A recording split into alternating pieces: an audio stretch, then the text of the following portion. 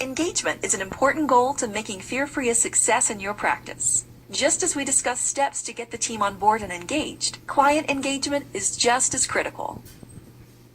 The ideal client engagement scenario includes pre-visit preparation, starting with the client service representative, followed by education and consistent communication throughout the visit.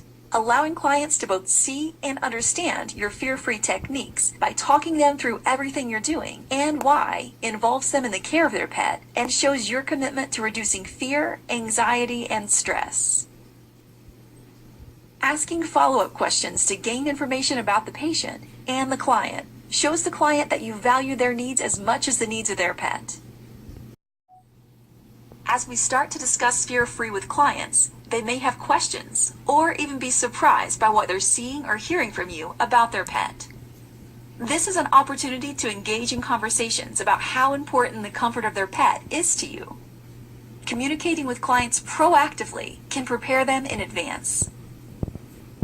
As previously discussed in the department roles section, the client service representatives can start this conversation by gathering information and helping clients plan for the visit by offering travel tips or asking the client to bring their pet hungry. If you encounter a reluctant or resistant client, ask them what concerns they have and address them. Provide information such as the signs of FAS that you're observing and focus on the comfort of their pet. You might find yourself talking about fear-free and why you've adopted it. Take the opportunity to share the reasons that it's important to you and let clients know that you and the rest of the team have participated in additional education in this area. This shows your commitment to providing the best care possible. If you meet resistance from a client, it's important to understand what is causing it so you can best address it.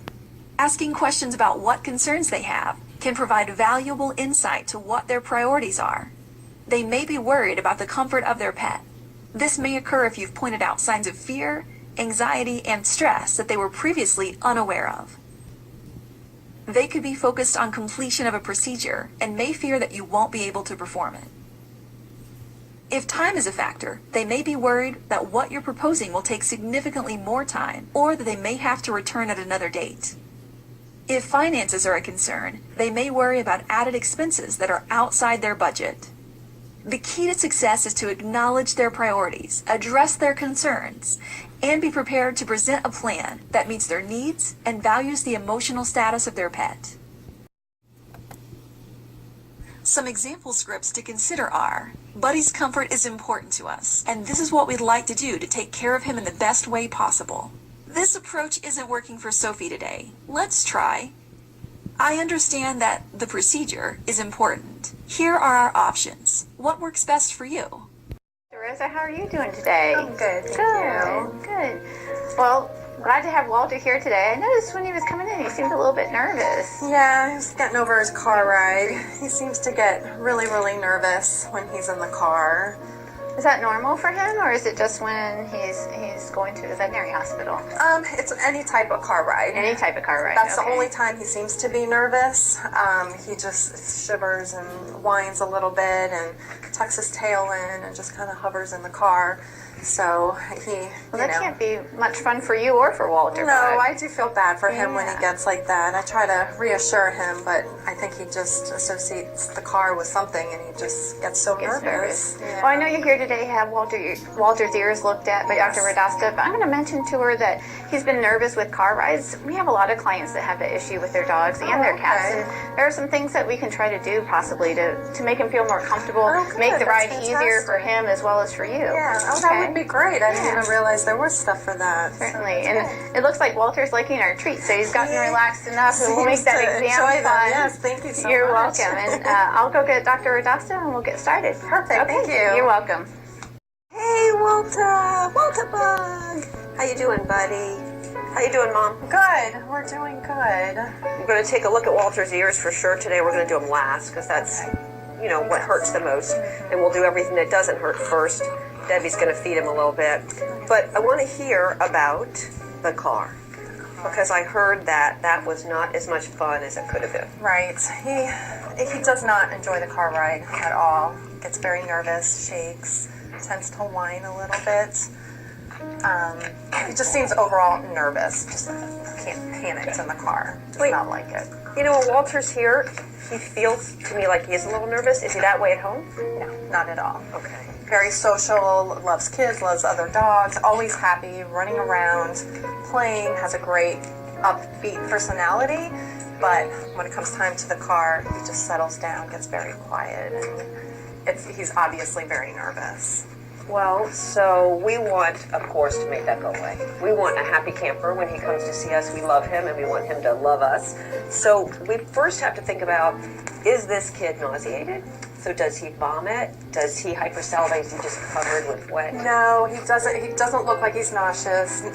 He's never had an episode of vomiting. It's just the trembling and the sitting in the corner type deal, but no nausea, no salivating or drooling or anything like that. All right, so you know, we want to make that better. So the first thing we want to do is have you sit for an extra 15 minutes. Do you have that much time Yes, today? yes. Fantastic. Debbie is the queen of behavior.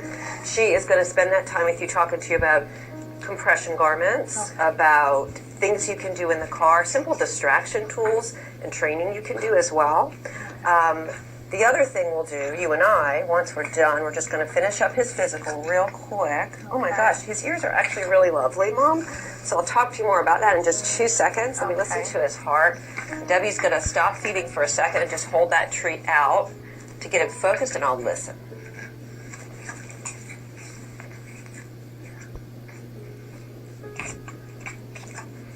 He has so much upper airway noise.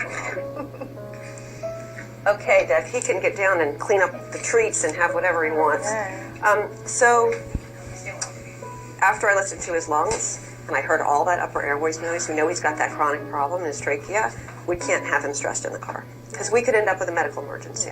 So I think we need to think about adding either a supplement or a medication. So let me say up front, I love Walter Bug. I do not want him to be a zombie. I don't want him to be sedated. I don't want to change his personality. I want him to feel how I feel after a martini. Just happy. You know, he can't drive a car on what I'll give you, but happy, right? So we can use natural products. We can also use medications. I'm going to start with a natural product because it sounds sort of mild, unacceptable, but mild. So you're going to partner with Debbie. What's going to happen is she's going to give you a specific plan today to give 1 capsule. And I'm going to send you home with 10. So you're going to give that capsule today, about 3 or 4 hours from now, give him time to settle down, and then you're going to call Debbie and say, this is what Walter looks like. Okay. Debbie's going to say, okay, based on that, Dr. Radasta wants you to do this. So we're going to trial and be calling and talking, I'm saying a week, probably. My goal is by a week that we would have something that works for Walter so he is a happy camper when he's here. If that doesn't work, it's no worries because we have so many medications we can use that are safe to help him that we'll just find the next thing. And I think if you can follow through with the stuff Deb is going to go over with you, with the training and the behavior modification, we're going to be fine. Okay. And this would only be something that he would use for car rides in the future, not every single day. That's exactly right. We might expand it. Let's say that you have Thanksgiving at your house. Okay. And Walter's like, 30 people, we may use it for that. Okay. But for right now, we're going to focus on the car rides and see if we can make it happy. And then maybe he can do things like go to daycare because the car's not as stressful. Right. Yeah. Good. Awesome. Thank you very much. You're welcome. I want to talk to you about the nail trim. Okay. We didn't get it done. It just didn't go well. She was so scared. And we even used the cheese that you brought. And it just felt like if we did the nail trim today, that the next time she came back, she'd really be scared of me. You know, she's got to come back regularly. So what I'd like to do is send you home with some anti-anxiety medication. Not a sedative. She will not be a zombie. Just a little anti-anxiety med to help her stay happy while she's here. And I think this time we'll have you come in the morning when no one else is here. And we'll do it right away and send you right home. There's no way you can do it today. It's so hard to get her here with my schedule and everything. I mean, there's just no way. I get it. I mean, I'm a working mom, so I totally get where you're coming from. The problem is if we rush today, the next visit it might be full sedation.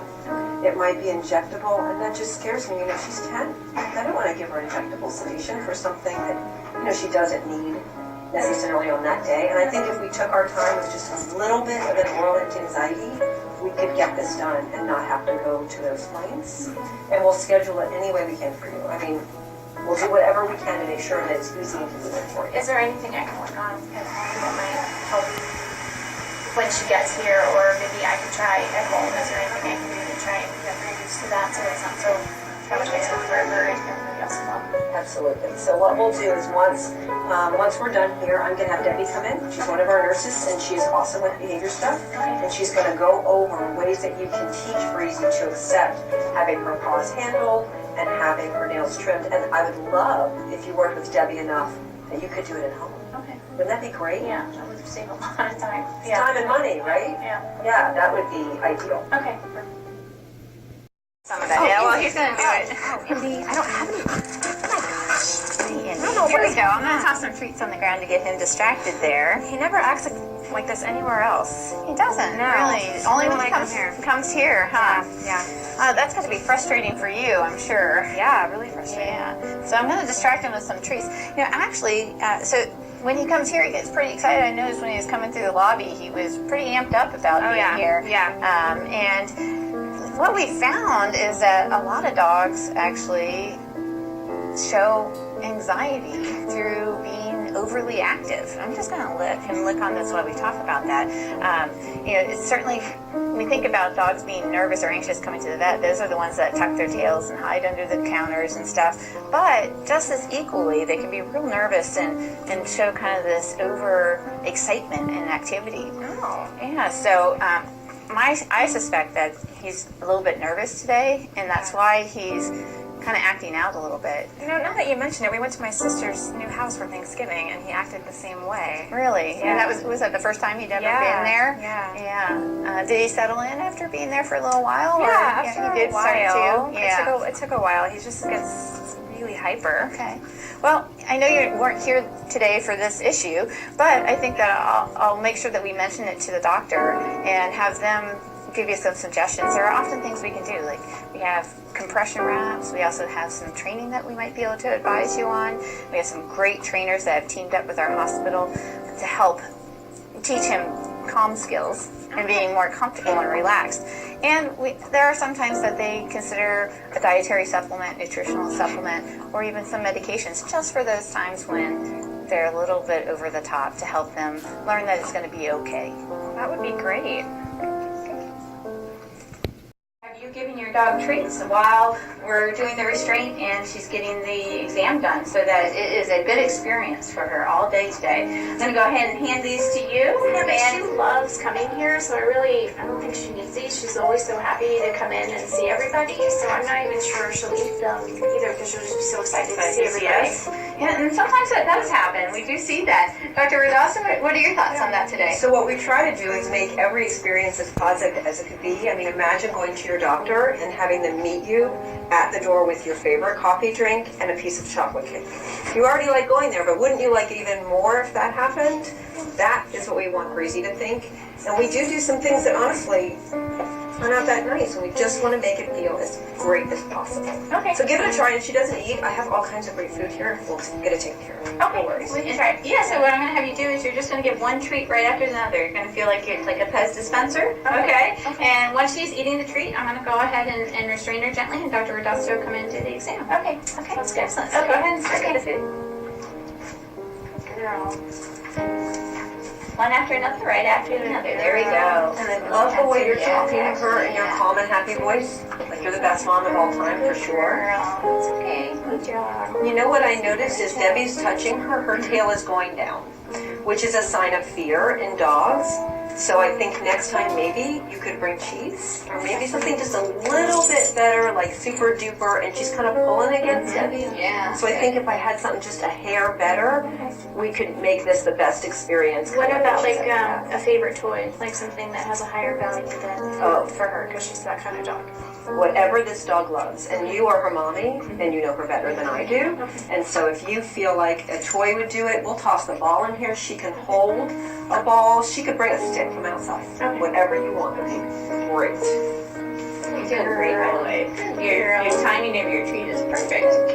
Crazy doesn't even realize she's getting a physical exam. Good job. Good girl.